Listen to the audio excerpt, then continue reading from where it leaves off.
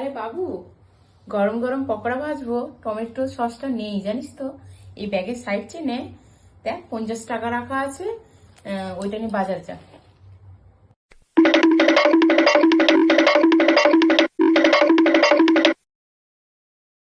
এই ব্যাগের মধ্যে কোনো টাকা নেই তোমার? টাকা নেই? কই দেখি।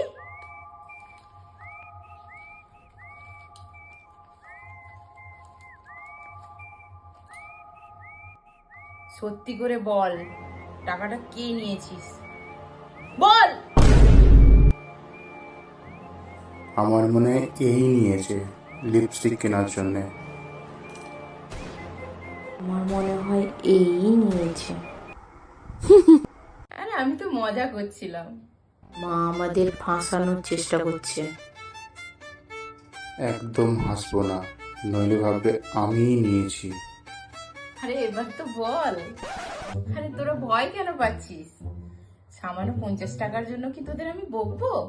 হুম, দরকার পড়েছিল তাই হয়তো তোরা নিয়েছিস। তো সত্যিটা বললেই তো হয়। বল কে নিয়েছিস। আচ্ছা শোন, তোদের একটা গল্প শোনাচ্ছি আমি, ঠিক আছে? ছোট্টবেলায় আমি এত বদমাইশ ছিলাম, বাবার প্যান্টের পকেট থেকে কিন্তু টাকা বার করে নিতাম। এবার বাবা একদিন এমন চড় মারলো আমাকে, আমি পুরোই গোবরে গিয়ে পড়ে গেছি। পড়ে গেছি।